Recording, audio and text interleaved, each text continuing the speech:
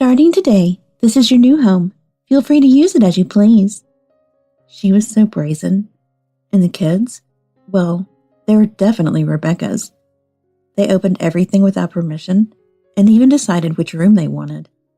From then on, Rebecca and her kids did whatever they wanted. But I started to notice something was off about the kids. And I still didn't understand why Rebecca had suddenly shown up.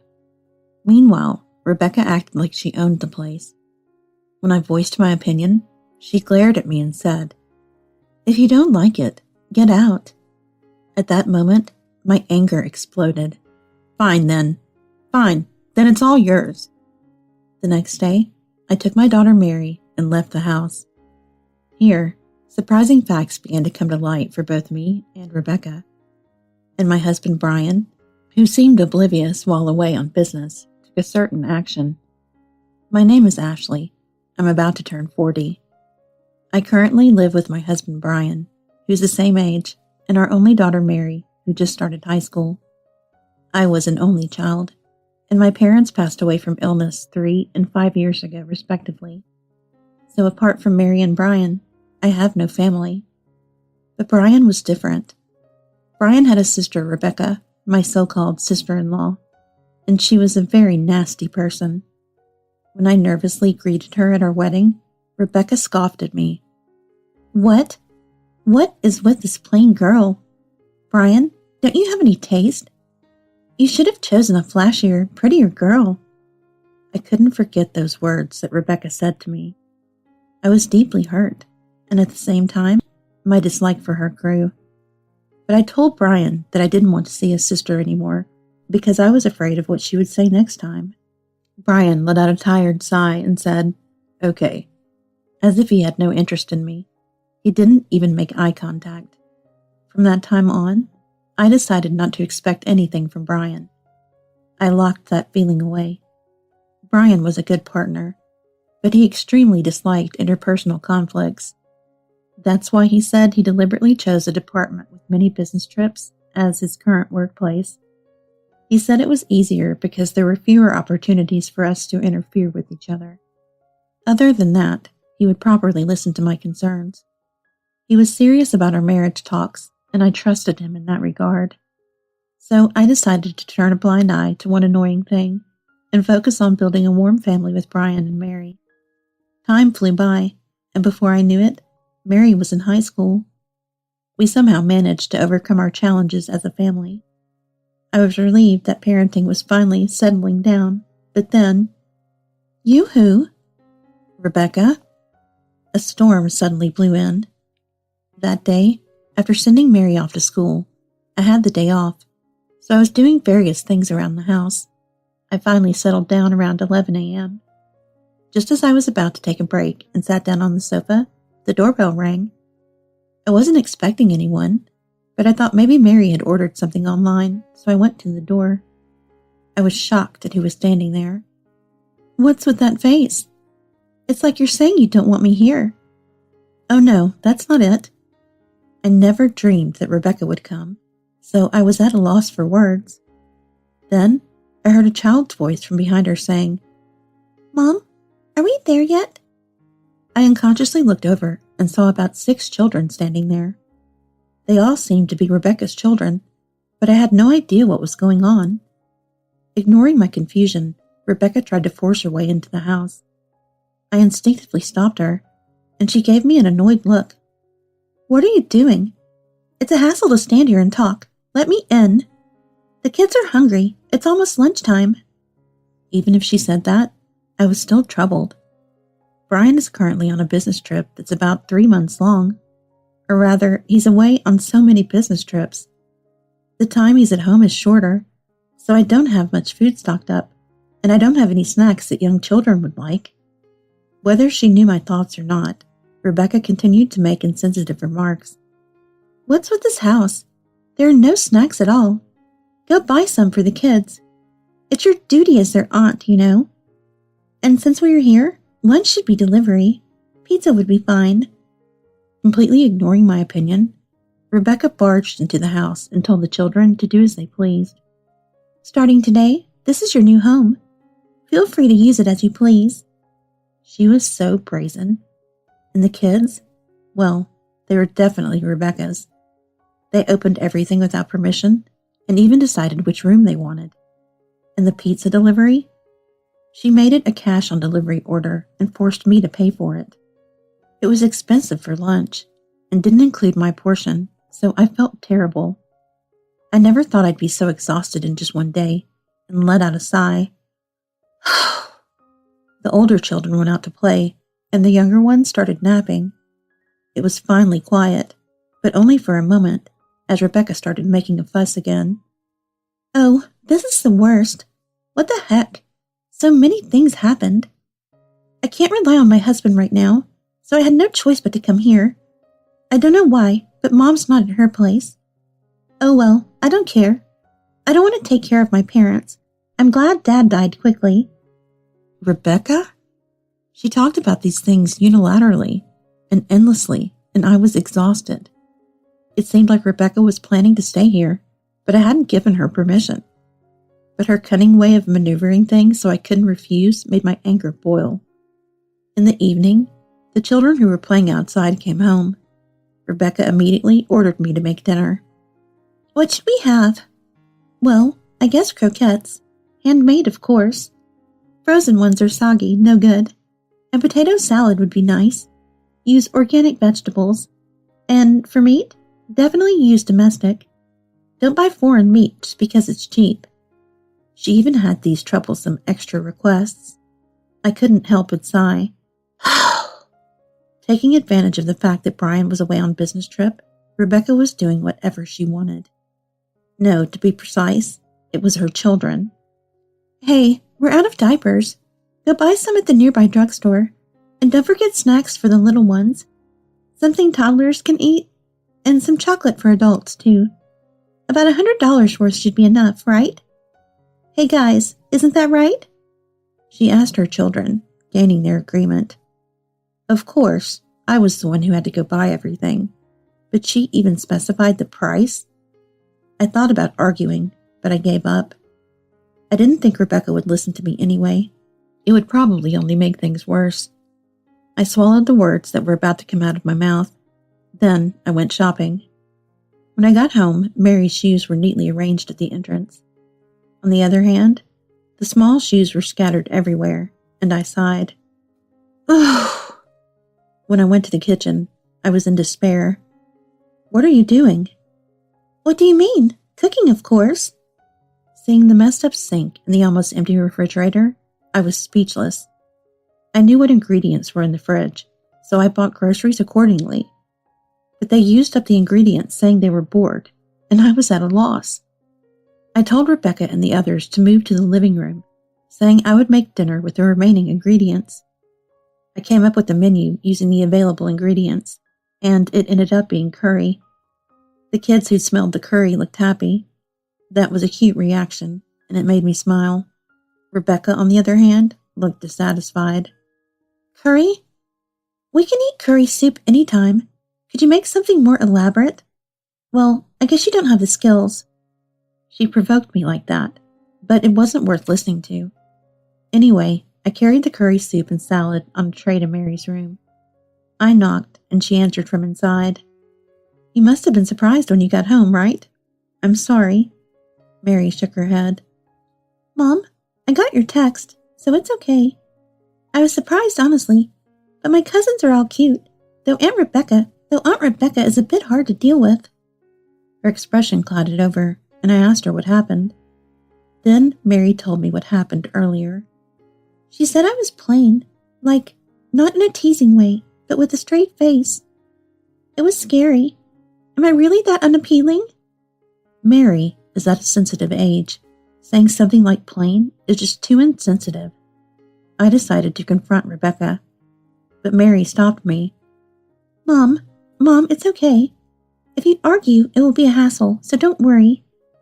I hated Rebecca even more for making my precious daughter look like that, but I respected Mary's wishes. When I returned to the living room, I was speechless again. Oh, don't throw things. The little kids were throwing curry soup ingredients and playing. The living room was covered in curry. The older children all looked away awkwardly. Maybe these kids are trying to read their mother's mood. Maybe they're acting out because Rebecca's there. Thinking that, I felt sympathy. I wasn't confident in raising multiple children, so I chose to have only one. That way, I could give Mary all my love. Rebecca was enjoying watching her kids play with the food, not cleaning it up. I was furious. I glanced at the clock and saw it was already 10 p.m. After cleaning up, I was finally able to take a breather. I made coffee. It was a chaotic day, and I felt like my day off was ruined. Still, I couldn't blame the children, and I had to talk directly to Rebecca, the root of the problem. I decided to talk to Rebecca. She was in the living room drinking and watching a movie. I have something to discuss with you. When I said that, Rebecca looked back at me with a boring expression. What? I'm in the middle of something good. She glared at me, then let out an exasperated sigh. It's so obvious. You want to talk about why I suddenly came here and what I'm going to do, right? Those kinds of pointless things. The anger that had subsided started to boil over again. What's with that attitude? You're the one who barged in uninvited. It's rude. I tried to have a calm conversation, but Rebecca ruined it. I tried to keep my voice down not to wake the kids. From my perspective, it's an important matter, not pointless at all. It's not normal for a stranger to suddenly intrude on your living space. I can handle it, but I wish you would be more considerate of Mary. She just overcame the exam period and got into her first choice high school. She's trying to adjust to a new environment, and I absolutely don't want you to do anything that would upset her. As a mother, that's what I want to say. Rebecca is a mother too, with a daughter around Mary's age, so I thought she would understand, but it didn't seem to resonate with her at all. Even if you say that, it's not my problem. Besides, Mary gets to use the whole room to herself, while the 6 of us are crammed into that room. Rebecca pointed to where the kids were sleeping. We're enduring such a small room, so you should be a little more considerate, you know? People like you and Mary, living like royalty, can't understand the feelings of a large family. I felt like the point was slightly off. This is my house. Rebecca should be considerate. If we had a closer relationship, it would be fine. But unfortunately, I dislike Rebecca. Such a person barged in without any notice and is using my kids to do whatever she wants. I doubted Rebecca's sanity for acting like this was normal. That's not what I'm trying to say. I'm saying that you shouldn't act so freely without any prior discussion. I don't mind if you stay here for a limited time, but when the time comes, please leave. Otherwise, it's really a nuisance.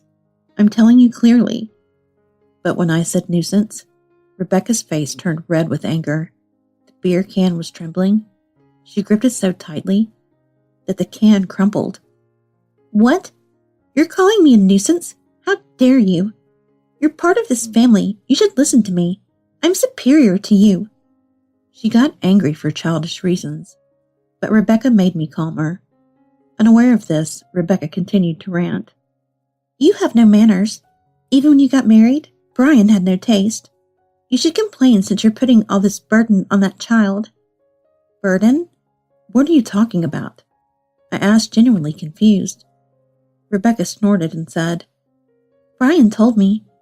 He said he only gets about $100 a month for allowance, and he has to pay for his own expenses when he's on business trips. But you're living comfortably in this spacious condo. What a good life. If you're using Brian like that, you should be catering to me, his sister. She was misunderstanding. I tried to reply. Well, if you don't like it, you can just get out. She said it so casually. That's when my anger reached its peak. But I was surprisingly calm. Okay, I'll leave tomorrow. I was calm. It was Rebecca's turn to be surprised. Huh? Tomorrow? She probably thought I wouldn't leave. But when I suddenly said I would leave tomorrow, Rebecca was clearly flustered. What are you talking about? You can't just leave so suddenly. It's funny how she gets flustered when I actually respond to her demands. You were the one who said, if you don't like it, get out. I can't live like this, so I'll leave as soon as possible. I'm also worried about Mary's mental state, so I'll leave and live in a temporary apartment with Mary. Please take responsibility for everything, including the money." I said that and turned my back on Rebecca. Rebecca was frozen and didn't say anything. And the next day, I explained the situation to Mary and told her that she wouldn't be coming back to this house. "I took a sudden day off, so I'll pack up all your stuff and take it to the monthly apartment I booked. A realtor friend had a vacancy, we can use it. I'll send you the address later, so come back there after school."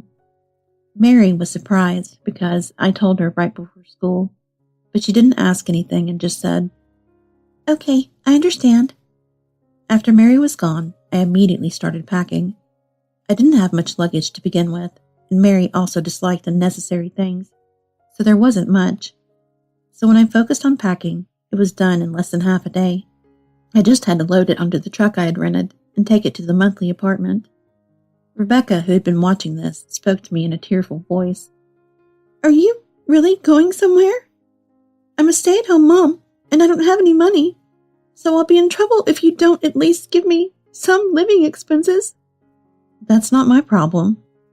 It's normal for you to take care of yourself and your children. Don't rely on others. Please handle it on your own. Let me remind you, you're the one who kicked me out.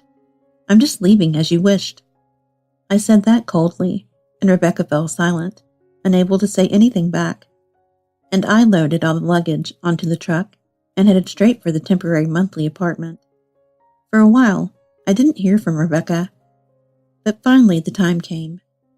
A few days later, Rebecca called. "Hey, Mom suddenly came. What's going on?" "It's obvious, isn't it? Because the time came. Actually, Brian brought your mother to our house without my permission. Your mother has severe dementia. She can't live alone. He just brought her here without any consultation with me and said we'd be living together starting today. You two are really alike, aren't you?" When I said that, Rebecca was silent. About 3 months ago, Brian suddenly said, "Mom was wandering around alone, and the police picked her up. It seems like she has dementia and can't live alone anymore. I'm the oldest son, so I have to take her in. So Mom will be living with us." "Don't decide such important things on your own. Even if she lives with us, you're barely home. I'll be taking care of her. It'll be a burden on Mary. It's ridiculous for you to decide this alone. Have you considered a care facility? If you suggest a facility, then you pay for it. If you don't want to, then living together is set. I'm kind enough to let you choose." His reasoning was so terrible that I was at a loss for words. Eventually, he went to get his mom, then left. From then on, I spent my day struggling with my mother-in-law, whose personality had become violent due to dementia. It was involuntary, but I couldn't possibly abandon her. I have a responsibility, so I took care of her. I had an idea. That was short-term care at a facility. She was certified for care, so it wouldn't be a burden. She enjoyed the day services.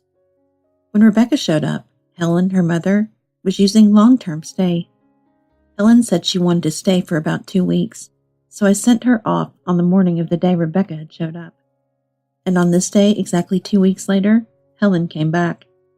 When Rebecca heard this, she sounded bewildered. "Wait, does that mean I have to take care of Mom from now on?" Why is she asking this? Of course. After all, she is Brian and your actual mother. The idea of a wife taking care is old.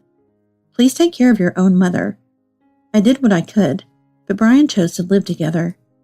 Then Brian should do it. You are a couple, so it's joint responsibility.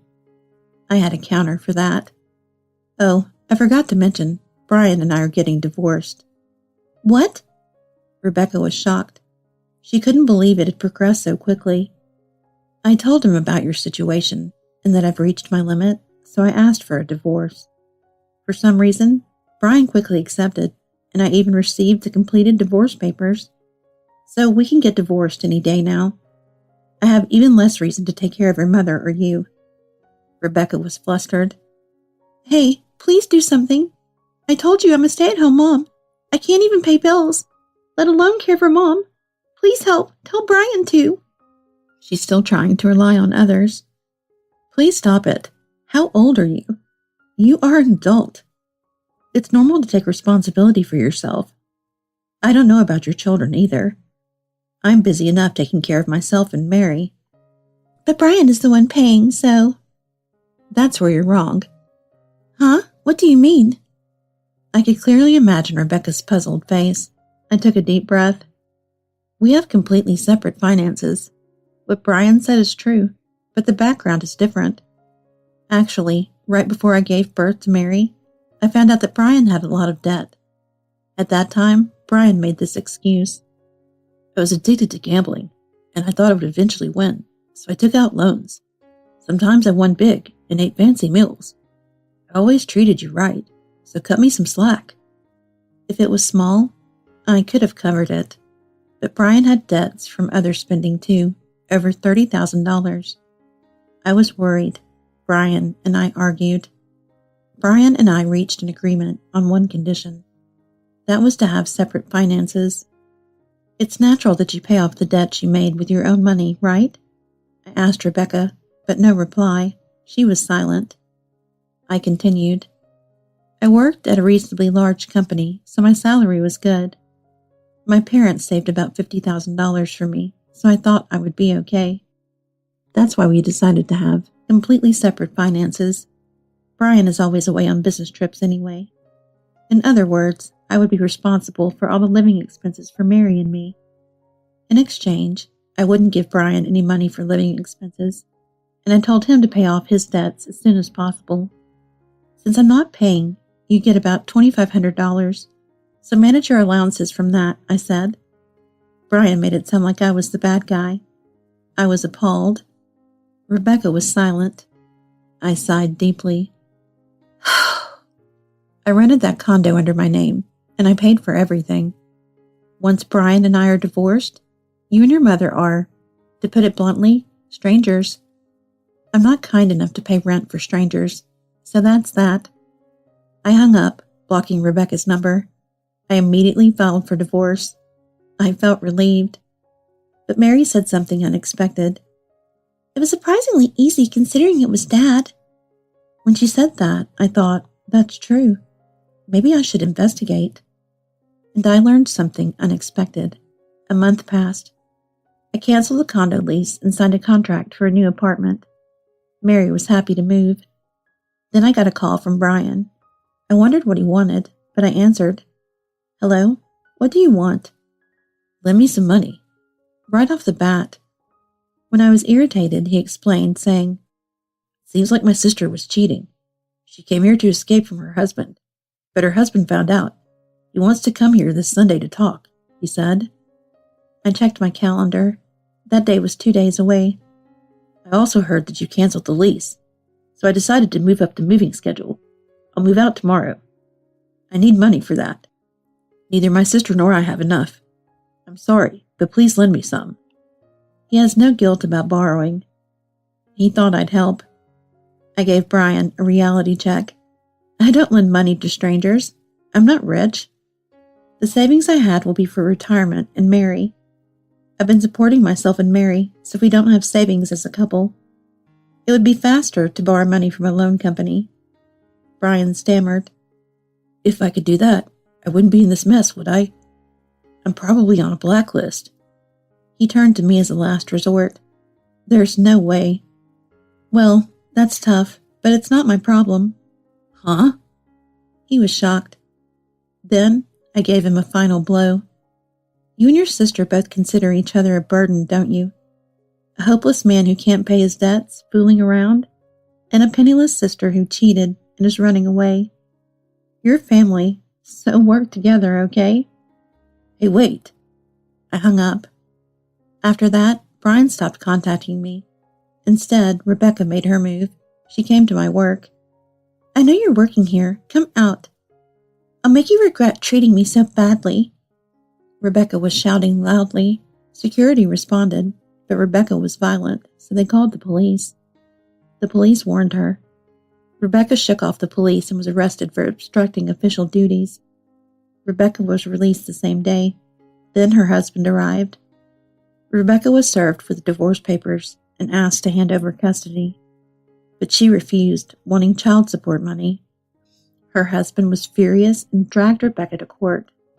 Naturally, the children's wishes played a role, and custody went to the father. As for Brian, I investigated. His affair was exposed. His mistress was a co-worker. I contacted his company. He was demoted. Rebecca kept calling his company. He was sent to a bad department. Taking care of his mother alone was impossible. It's all your fault. It's your mother, too. Share the load. They were fighting.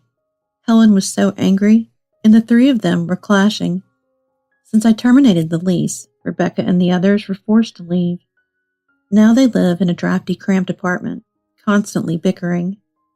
As for me, I'm a single mother, and Mary's tuition was waived due to her grades. This was due to my efforts, too. It's just the two of us, but we're doing well.